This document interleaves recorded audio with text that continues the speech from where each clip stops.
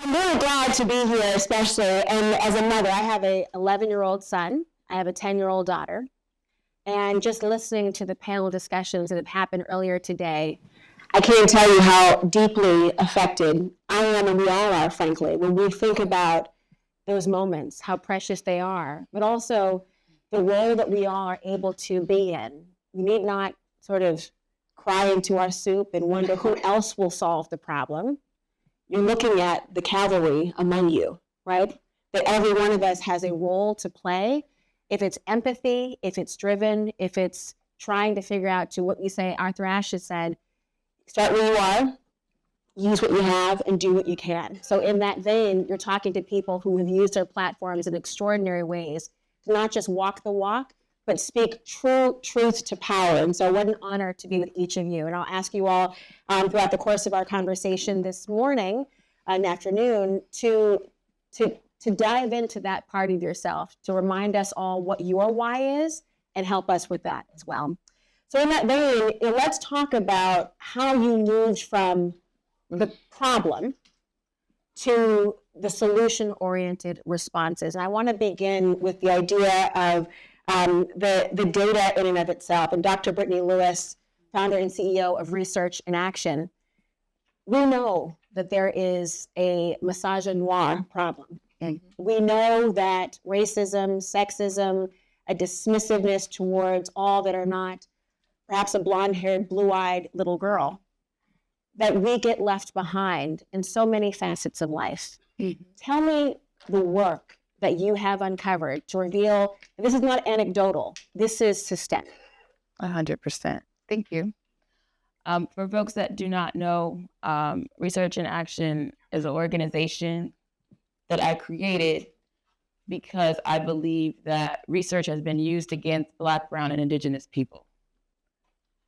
It frames us as objects of study and does not give us the agency that we deserve.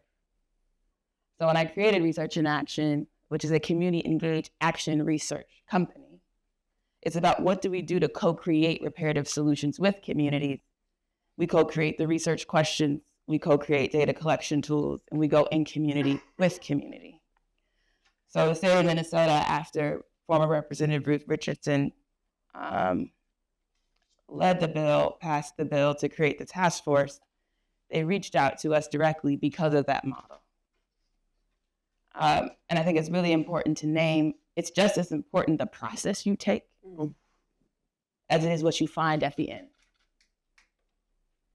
And it's doing so much harm to our communities when our process isn't that intentional.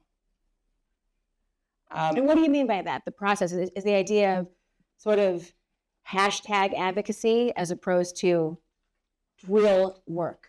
Mm-hmm. So for instance, like most state task forces, folks on those task forces are appointed. I don't know if it would surprise you at all that in the state of Minnesota, less than a third of those folks are Black women appointed on that task force. Well, that doesn't sit well with us and our values as an organization. So we had to create a mirrored advisory council of Black women survivors and families to guide the task force, not the other way around. Your process matters just as much as what you find. You can either go in and create more harm with well-meaning intention, with a product that no one will move. So I just felt the need to name that as critical to the foundations of moving anything intentional. And I want to thank the former panelists who named a lot of really important data and statistics. And the reality is there is not one state systemically collecting this aggregated data on Black women and girls. And we are really excited in our new partnership to be starting the work of doing that in Minnesota. And there is a rich amount of data across criminal justice, housing, education, that are naming the ways in which Black women and girls are either being left behind, dehumanized, and or named to be the actual problem. That data is everywhere. That data is absolutely everywhere. But the problem is we're not doing anything about it. Years ago, I helped support the Minnesota Trust Black Women and Girl Town Hall with Kimberly Crenshaw. She came to the Twin Cities And it wasn't that Black girls aren't talking, we're not listening. So the data is everywhere. But I'm also realizing with the equity in action model, our process and how we're going about raising up that work is getting in the way. So in the equity in action model, outside of co-creating the work with community, so our task force or groups have to have community members outnumber institutional stakeholders. That's a requirement, but they have to be there. Why do they have to be there? Because before, there's messaging campaigns and internal reports that were written and did nothing. Mm-hmm. And we have to have community lead the process while institutional stakeholders rebuild harm for relationships and past work with community. You also have to have shared language, shared understanding, and a shared sense of purpose and why you're doing this in the first place. And we build that when we create task force and council relationships. What I thought was really dope about the task force that happened in Minnesota is that Black women and girls wanted to redefine what violence meant. So that was the first place that we started. So it went far beyond physical violence. It was mental and emotional violence. It was financial violence. And we co-created a new definition with the Black women survivors and their family members. And that helped us define our research approach. Who did we do interviews with and why? What we wanted to learn and why. Because there's a lot of reports out there, but why haven't it moved anything is the real question. You know, it's so powerful to think about, one, this unbelievably novel idea of listening to those most affected and having them drive what happens next. Also, I'm from Minnesota, so shout out to Minnesota. Okay, girl. Just saying. And I see the lotus flower, so I know in your hair that you know that growth comes from unexpected and sometimes dire circumstances, but you uplift and have beauty in the end. So I see you. When I think about, and you hear about this, former representative from Minnesota, Ruth Richardson, when you hear about the idea of a task force, you know, by a show of hands, who loves going to meetings? Not a single hand. You raised your hand because you're looking at the camera, but you don't really mean that. But I always say people who love meetings ought not to be in charge of anything. People who love the work and the process correctly and do something about it, put them in charge of everything. State Representative Richardson, talk to me about the value add of not just having a perfunctory task force, but one that is driven with a core mission and the expectations of tangible outcomes. Just want to back up for a moment because I want to acknowledge that the reason that we got to a task force and the reason that we got to creating the nation's first office on missing murdered Black women and girls, a death had to happen in order to propel that work forward. When I first got to the legislature as a freshman, I introduced the bill to create the task force in 2018. I couldn't get a hearing. And it wasn't until 2020, after the murder of George Floyd, that I was sitting in my living room, sitting in that trauma, and feeling it very heavily, having lost a cousin who was shot in the back by a police officer, as my mother witnessed it, but there was no cameras. And so I was sitting within that trauma, and we were also in COVID at that time. And it was early on in COVID, and in Minnesota, our governor, our House and Senate leadership, because we were divided government at that time, the Senate was Republican, the House was Democratic run, had made a commitment that they were not passing any bills that had didn't take into account COVID, because COVID was killing people. But not officers. And I remember sitting within that space and thinking about the fact that our community has been dying for centuries and no one ever said, let's stop, let's take a moment, and let's focus because people are dying. And it was in that grief work that I drafted House Resolution number 1, declaring racism a public health crisis. We passed that off the House floor with bipartisan support. And we became the first legislative chamber in the nation to do so.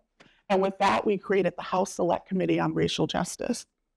And it was that House Select Committee on Racial Justice that we turned the reins over to community, for community to come in and say, this is what we need to build a Minnesota that lives up to its promise, that everyone should have an equal opportunity to thrive, not just survive. And it was in that work that we, led by community, created an 83-page or 83 recommendations that came forth. And one of those recommendations was related to the task force, was related to the office, and many other bills that have since passed. I'm going to give myself a shout out for paid family medical leave, because we got that done. We got that done as well. But it was that centering that community voice. And with centering that community voice, what we were really learning was how personal politics are. Because I had my own story. My family had our own story. And unfortunately, the stories that we are hearing here today are all too common. What I find so remarkably powerful about A She Is Relayed is you've often heard that phrase from Toni Morrison about racism as a distraction, right? Racism is intended to distract you from the core mission of what you're supposed to do, to derail you. I could only paraphrase Toni Morrison. I would never quote her directly. But when you think about that, the remarkable directive was to confront that which you needed to say, confront the idea that this was in front of people, that it is a public health crisis and it's having an impact not only in the reaction to what's happening, but in the inception of the problems itself. You, in your work that you have done as well, I'm talking now to California State Senator Stephen Bradford, in the work that you have done, you are likely to have seen some parallels about what the state legislative bodies are able to do when you accept and confront what is real to so many communities. But then how do you take that and then translate it to legislative action that could get support? By listening and working with amazing folks that are here today, I appreciate each and every one of your stories. I, as a legislator, if I did this in a vacuum, I couldn't do anything. And far too often, as one of our previous speakers stated, much of what we do is performative. We're thinking we have all the answers, but it's working with organizations, individuals, hearing these human life stories, personal stories, and that's what I've always done. And I've tried to work in a collaboration with my colleagues. When we did Ebony Alert, we had Republicans who came on board with that because we showed them the data, showed how important the disparities that it clearly exist when you talk about how law enforcement reacts, the media reacts when someone of color becomes missing, and just bringing that forward and having those hard discussions. And many times folks don't want to have it, but that's what we've done, and that's in the California legislature. We're not unique, but we're willing to take it on and, continue to champion what needs to be done. And that's the reason why I do this work. And I like to have those difficult conversations and challenge my colleagues to think outside the box. It strikes me, I often hear people talk about whenever a hate crime arises in the news, people will say, well, why do we need a hate crime when you have legislation, when you've got the homicide or you've got assault charges that are available? Why do you need that elevated notion of a hate crime to add on top of it? I wonder if you've confronted that in the idea, well, we already have Amber Alerts. We already have missing persons alerts. You have the silver alerts and beyond. Did you ever confront people saying, so why the Ebony? Isn't that the type of, hate crime addition that is not needed? That was some of the pushback we had. Oh, isn't that racist? Why isn't the Ebony Alert good enough? I says, but nobody ever said anything when we came out 11 years ago when we came up with the Silver Alert when our seniors became missing. And then 2 years ago when we passed the Feather Alert for our indigenous people who came up missing. As soon as we decided we're going to do something that targets African Americans who make up the majority of the folks who go missing and being exploited by trafficking, all of a sudden it was racist. So again, we showed the data, and I quoted a great American philosopher in the name of Jay-Z: men lie, women lie, but numbers don't. And the numbers spoke to why this is important and the disparities that exist. He'll be the new Confucius by the end of his decade. Now, let me ask you, former Minister Kaleena Burkes, Director of Missing and Murdered Black Women and Girls Office, again, Minnesota Department of Public Safety on this point. because there is something so profound. I call it, and many people refer to it as this idea of some sort of a Jezebel issue, that the only way we go missing is because we're not really missing. We're just out and about. They're runaways. These are voluntary, trysts, if you will. And Mom, Dad, don't worry about that. We'll get to it.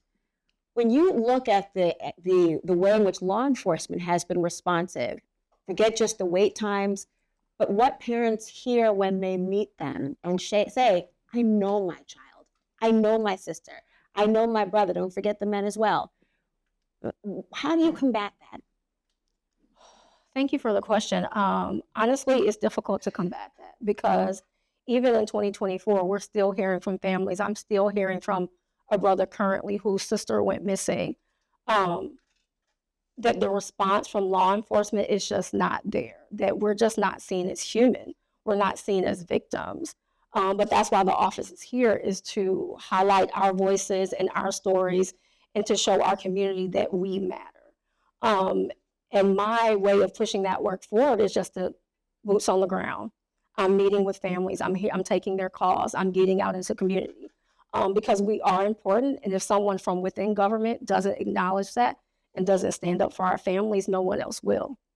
It's so important to think about the boots on the ground. And I do wonder the role of the media could play in trying to elevate these moments and conversations. I mean, there was a really crass comment I heard once from a political pundit who will remain unnamed, who was trying to look for another news cycle that could distract from the current heat that their person was facing, and said, well, maybe a little blonde teenager will go missing and the nation can look away.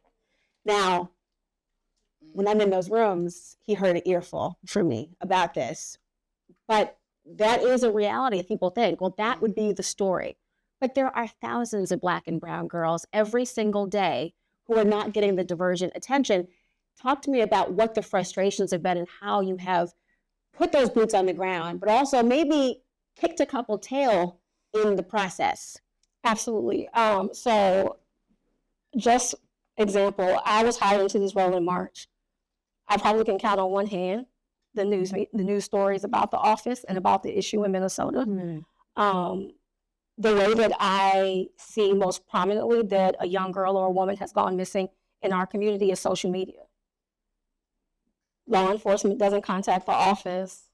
Other agencies don't contact the office. I read it on my personal social media page and have to figure out how to engage with families via that. I don't see it on the news. I don't see it on CNN. I don't see it on our, local Care 11. That is a problem because we're not connecting. And there are girls going missing daily at this point, and no one's highlighting our stories. And Dr. Brittany Lewis, when you hear that, what is fueling that? Is part of it, is there a mistrust or a distrust that's also coming from the community to say, well, why should I continue to beat on a door that seems to be made of steel? You're not listening. 100%. There's a quote in our report from a Black woman that we interviewed who said, I have to be bleeding to get help. And it was a sentiment that was conveyed in all of our focus groups and interviews. So we did a series of interviews with Black women and girls, a number in domestic violence shelters. And there's one particular story that sticks out to me. So I'm co-leading this focus group, and there is a Black woman elder in this space with a number of younger Black women. And you would think that the Black woman worked there. She did not. They were named needing to create their own support group within the domestic violence shelter because of lack of cultural competency of the staff there. Mm-hmm. And then the elder in space was almost like the group counselor, but she sought that space as well. And as they're talking about the various reasons that brought them to that space, the lack of trust and the fear they had around the systems they were interacting with, whether it was from police officers, folks they talked to on the hotlines, etc. It reaffirms so much about the level of mistrust the level of mishandling that Black women and girls are experiencing. And we highlight this in the report. We pull out these key common themes that keep coming up for Black women who are susceptible to violence. So a big focus of the report by guidance of the advisory council was like, we actually want to interview and talk to Black women who are being tracked to being murdered. That's what they wanted to do. And we want to know how many systems are they interacting with on their pathways to going missing. And we had some extremely powerful conversations. As Black women and girls themselves shared fearing their own life in some domestic violence situations. When we talked to rural women who's had to go miles and miles to even find a domestic violence shelter, the number of times they went back to their abuser because of that. There's a deep amount of mistrust. When I think about the work that I do in the world, I chose data as my form of change, like an artist chooses a paintbrush.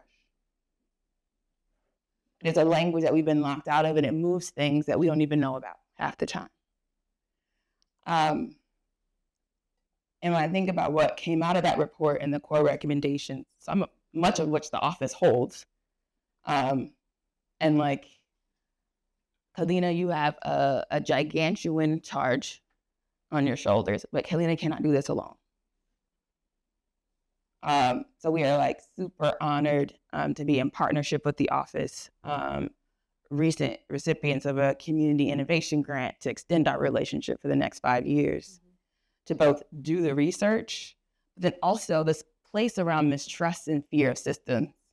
We're super excited to be working with the Minnesota Department of Health, Minnesota Department of Housing, to pilot an index within these programs that maps the amount of both shifting from mistrust to trust for Black women and girls in their programs. This has never been done across the country, and we're piloting it in Minnesota. And that's what they asked us to do. It's exactly what they asked us to do. And now our departments and our programs need to be held accountable to what it means to actually assess if Black women and girls feel safer with you or not. And I really hope that the work that we do in Minnesota can get adopted elsewhere. But that's what they asked us to do. So how are we following through? I think for me, it's about what you do, not what you say. I do wonder how, well, one, Kaleena, what does the weight of that feel like, knowing the charge? And I'll ask both of you to comment as well on what it's one thing to draft and implement. It's another thing to demonstrate accountability through the course of it. But what does that weight of this moment feel like for you? Many days it feels unbearable because the truth is this is a state agency. This is an office within another agency. And so in order for me to get anything accomplished regarding this work, there are a number of hurdles and barriers within the agency. It's not the external stuff. It's not the community and the families and local law enforcement. Yeah, the community wants it, right? But not only do we have to navigate the various jurisdictions across the state for local law enforcement, we also have our internal barriers. We are both housed, the BCA and the Office for Missing and Murdered Black Women and Girls are both housed in the Department of Public Safety. There's data that I need to do this work that I don't have access to. Yeah, I have trouble hiring. The state of Minnesota is just slow in that area, but also you need to compensate for people to do this work. We don't come to the table to make millions of dollars and live lavishly, but people do need to sustain their lifestyles or just live. And if we can't pay them what they're worth to do this work because our population is so valuable to us, then they're not going to come to the table because they also have to value themselves. And I told Dr. Lewis and former Representative Richardson that I did make an offer recently to hire my first staff person, and it was declined because of salary. And I've been sitting in this office alone for 7 months.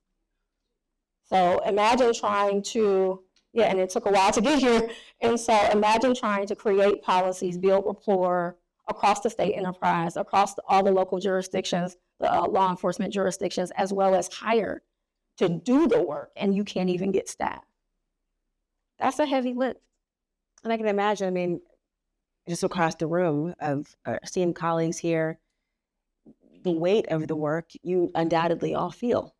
And I don't know about everyone's internal ability to compartmentalize and separate, and the guilt if you do, but it's a real thing. I mean, you talk about, hazard pay for people. They don't think about the hazards to one's health and well-being and the peace you have to maintain within yourself to distance and be passionate simultaneously in the work that you're doing. You're nodding your head thinking about what it takes to have the vision to go to that HR 1 and racism as a public health crisis, to hearing about the task force work, to hearing about the Ebony alerts. And then now it's out there. What does it feel like to have to watch and in some ways legislatively hope that it comes to fruition? It's really challenging. It's really challenging because, one of the things that, as a legislator, you work with community, you write these bills, and both for the task force and for the office, we fought over several sessions. Mm-hmm. So this wasn't introduced, bill passed. Right. Like there's imagine that. and something that shouldn't be controversial, right? Yeah. Addressing missing and murdered Black women and girls should not be a controversial issue. And, and both bills passed with bipartisan support. So it wasn't a controversial issue, but there were so many barriers that were sort of put up into place to prove that you need this. And one of the huge challenges that we have is the lack of information. Because as I started this work in 2019, at that time, the estimates were that there were somewhere between like 60,000 and 75,000 Black women and girls that were missing across the United States. God. And I'm like, well, that's a huge difference between 60 and 75, which said, hey, we don't even know the scope of this issue. And after working on this for a couple of years, I reached out to our BCA, our Bureau of Criminal Apprehension, and I asked for the data for what we had for Minnesota. And they had started collecting some data after I started doing this work. And so they were able to go back 12 months. There were 200 Black women and girls who had cold cases within that space. But I was continuing to see, even as we began to have these conversations, that people didn't understand previously about the scope of this issue, the human trafficking connections to this issue, and also the homicide rates that were increasing as we were working on this work between 2020 and 2021, as compared with the previous 2 years. The closed case rate, or the cold case rate, increased 89% for Black women. 89%, which was more than any other demographic. So you're not only seeing sort of this increase in the number of Black women and girls who are dying, we are seeing a decrease in the number of cases that are being solved.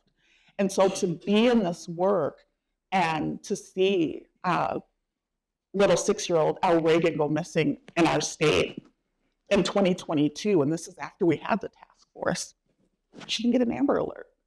Yep. So we're having these conversations. We have a task force. We have an office. And we're still continuing to fight for those recognition. And we're talking about the bare minimum. And you cannot tell me that a 6-year-old who goes missing is not in danger. Yes. Just hearing it, I can tell you, just every time she articulates the acronym, missing and murdered Black women and girls, I have a visceral reaction with that. One, that there is a category and the need is so great. And the other, as you were saying here, State Senator, to hear someone say something between 60,000 and 75,000, that's a salary range. That's not a range of who could be missing, right? The idea there are 15,000 or so an estimate, it is mind-boggling. But what I think is so important in this conversation, obviously you are surrounded by phenomenal women. Without a doubt. Especially to your right. But the fact that you as a male legislator are involved in the work, what are you seeing behind the scenes in terms of the allies that are stepping up? And have there been frustrations about making this as critical an issue coming from a male messenger as it would be from a woman? Are you seen as more authoritative because you are potentially viewed as this not being something you could be personally victimized by?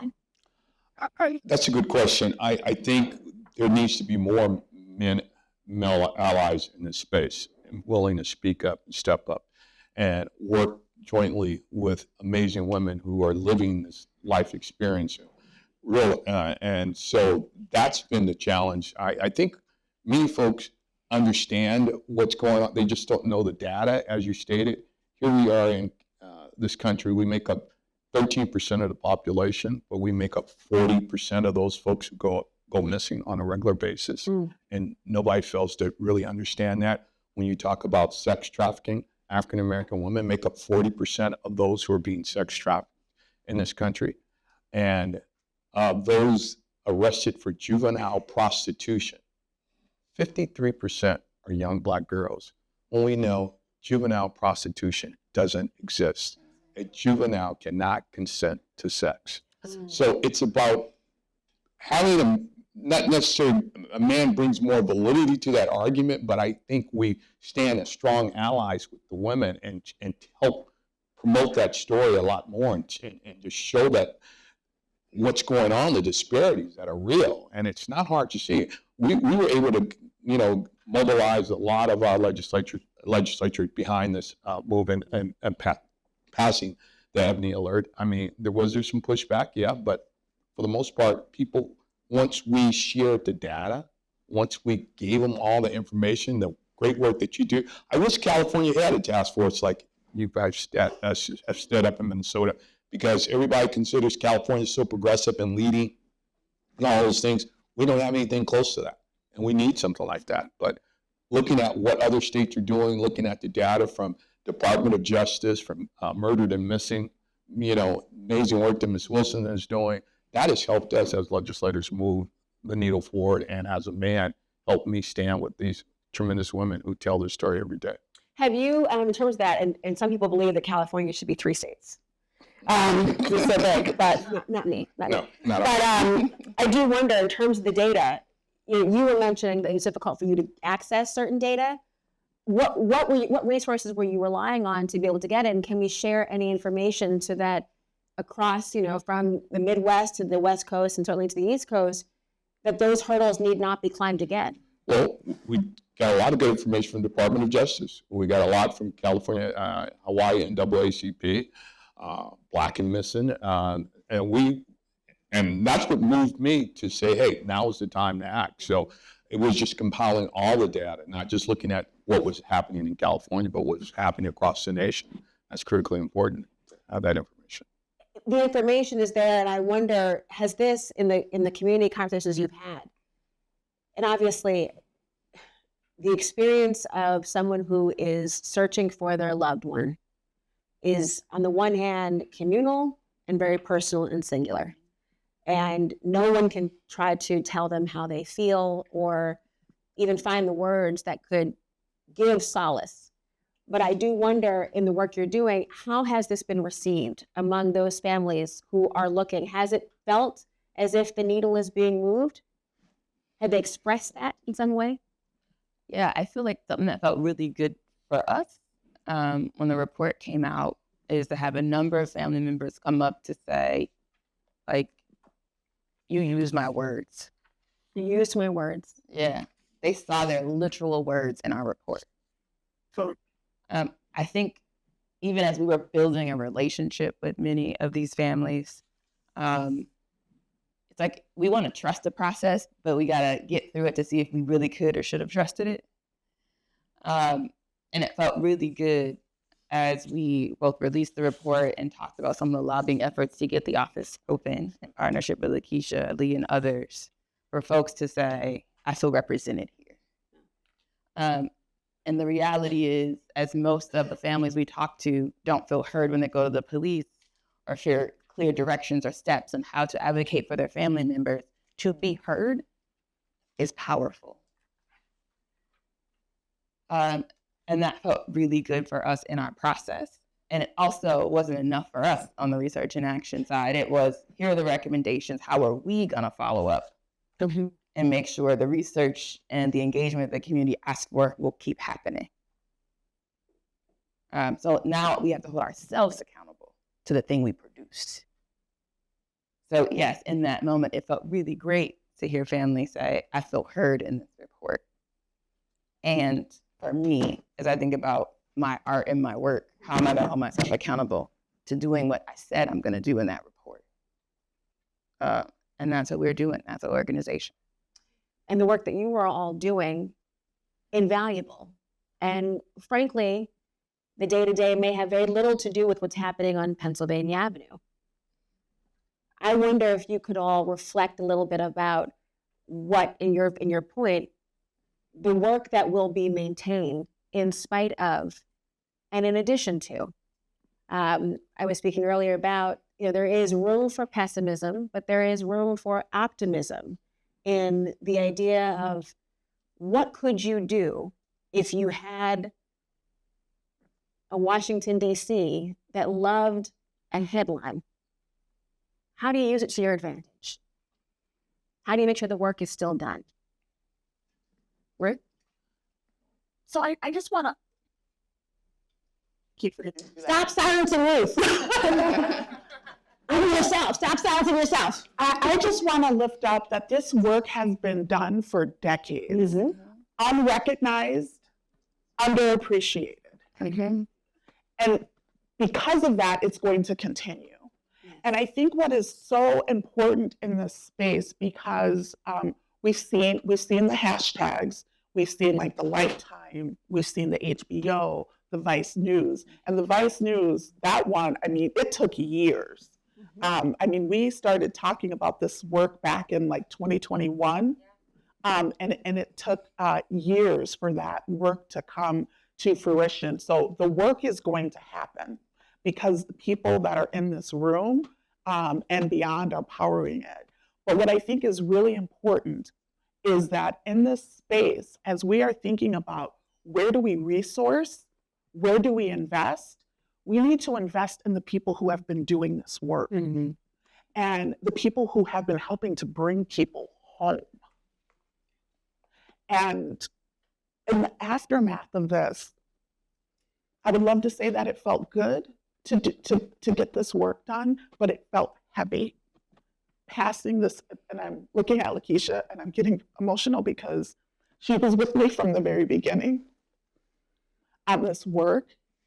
And your mom's words continue to haunt me to this day when she asked the question, when that first call was made to law enforcement, had it been taken seriously, she has to ask herself, would her daughter still be here? And those are the questions that families are being forced to ask themselves. And so in this space, and Lakeisha was on the House floor with us when the bill was passed, it felt heavy because I knew the work that had to come. And I get calls every day. So I can't even imagine for Natalie what they are dealing with on a day-to-day basis. And every time something like this happens, or a movie comes out, or there's a Lifetime special, there's a spike in calls. And people feel really helpless in that space. And I've talked to many families that I felt really helpless because they're calling for help. And so in terms of the nonprofit piece that Lakeisha lifted up, I want to talk about that. And when I worked on the office, specifically put money into the office that could go back out to communities of people who are actually doing the work and helping to bring people home. unbelievably powerful. Kaleena? We had a long journey ahead of us. Minnesota did great work by establishing the office, but I am reminded daily, and just want to echo Ruth, it's heavy because I'm reminded that they don't want me here. They don't want the office here. The system is, I was going to say the system is broken, but the system is not broken. It's doing exactly what it was designed to do. And the office was put here to address those gaps. But when I was talking about the data that I couldn't get, the data's in-house. But because I'm not law enforcement, I'm told that I'm not supposed to have it. So do we really want to fix the problem? Are we going to talk about the issues? Is this office going to actually get the tools it needs to do the work so that we can be in support of families? I think we have to remember that because we want this work to spread across the country. We don't want to be the only office. But there are issues in the system that we need to address so that we can be successful for families and for community. And I think it's important to lift up the fact that if we're not at the table, we are on the menu. So as much distrust as there is about systems, if we are not in the room, this work doesn't happen. You can't do it as in a silo. We have to come together as a nation and address this issue. Far too often we say, oh, that's a California problem, or that. No, it's a nation problem when you understand it. And when these individuals disappear, they disappear twice. First from their family and from society as a whole, because the media doesn't pick it up. Law enforcement doesn't take it serious. So we have to work with the media, and I appreciate and commend all the amazing journalists that we have here today to help amplify this story. But, you know, it's going to take a village to do it, and in light of our recent election, I think organizations like this is needed even more so. This agency is needed even more so to continue to push the story out there that this is real, and these families are being impacted every day, and we need to do more than what we've done, more than just lip service to bring them home. And working with our brothers and sisters in law enforcement as well to understand that they do have a role, because we saw in the data there's a clear bias when you label a black kid as a runaway versus missing. And that hurts. That really hurts. So doing that, we're trying to do that in California, working with Highway Patrol to make sure that they utilize the same level of resources that we do when a Gabby Petito goes missing. Because as you know, in the media, it's something called missing white woman syndrome, where, you know, they spend all kind of time and resources doing that. We need to show that we need equity, as someone said earlier, the same level of resources dedicated to making sure that we bring our loved ones home, because they're loved and missed just as much as our counterparts. I just want to commend you all for the work that you are doing, and for the realization that each of you does not believe the work is done. And you're not stopping to pat yourselves on the back. You are using that hand to uplift and convey the information. And it's so beautiful to see. I tell you from my perspective in the media, my pledge to you all, having sat where many of Justice has sat, selfishly for my Sydney, for my Adrian, for mothers everywhere out there, it's more than just raising awareness. It's also when the stories come on the screen, you don't vilify the mothers and the fathers and ask, well, how could you let this happen? It needs to be turning to the camera, forefront, as we are to all of you. How did you allow it to continue? And until we're at that point when you're willing to answer that question, don't you dare speak to my guest, my sister, my daughter like that. So thank you all for being here. Thank you.